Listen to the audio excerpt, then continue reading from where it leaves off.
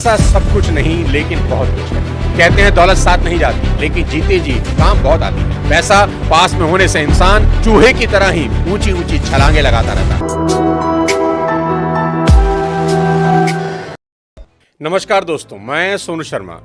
आप मेरी बात मानेंगे कि आजकल रिश्ते प्यार से नहीं पैसे देखकर निभाए जा रहे हैं। आज के इस वीडियो में बात करेंगे दुनिया की सबसे इंपॉर्टेंट चीज के बारे में, और वो है पैसा। इसलिए इस वीडियो को आखिरी तक जरूर देखिए। सबसे पहले सबसे इंपॉर्टेंट बात आपको बताना चाहूंगा, आपको पैसे की उछल कूद रोकनी होगी, क्योंकि कहते हैं पैसों में स्प्रिंग लगे होते हैं, ये उछल उछल के अकाउंट से बाहर निकलता है। एक कहानी से आपको समझाता हूं। एक सन्यासी भिक्षा मांगकर पेट भरता था और बचे हुए भोजन को खूंटी पर टांग देता था। वो एक चूहे से बेहद परेशान था, जो रोज आकर उस खूंटी से रोटी गिराकर खा जाता था। एक दिन उस सन्यासी ने इस प्रॉब्लम को दूर करने के लिए खूंटी दीवार पर थोड़ी ऊपर टांग दी और उसमें रोटी रख दी।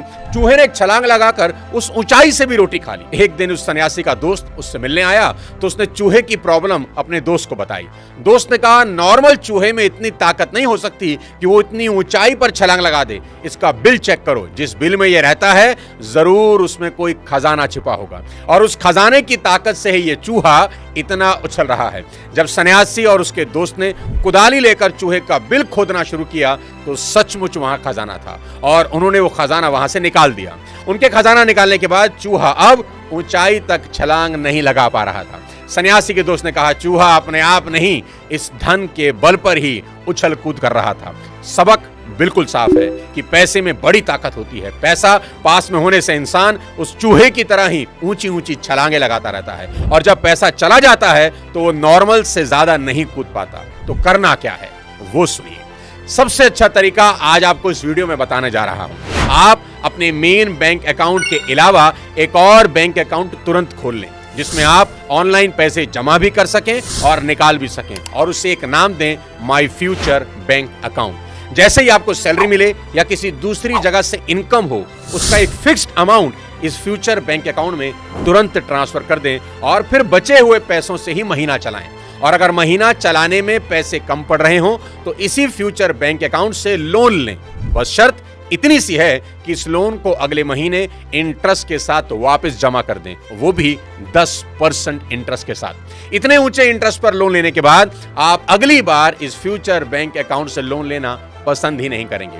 अब आपकी चादर थोड़ी छोटी कर दी मैंने, इसलिए शुरू में आपको पैर पसारने में दिक्कत आएगी, लेकिन कुछ ही समय के बाद आपको इसकी आदत पड़ जाएगी। अपने जीवन के शुरुआती दिनों में साथियों, मैं अपनी कमाई का एक फिक्स्ड अमाउंट अपने फ्यूचर अकाउंट में ट्रांसफर कर देता था, ताकि मेरे मेन अकाउंट में पैसे उछले नहीं और खर्च होने के लिए मचले नहीं। उछल कूद करना पैसों का स्वभाव है। ये जब आपके पास आता है, आप इसे खर्च करने के लिए उतावले हो जाते हैं। कभी आपने सोचा है कि सरकार पेंशन या पीएफ में 10-12% क्यों काटती है?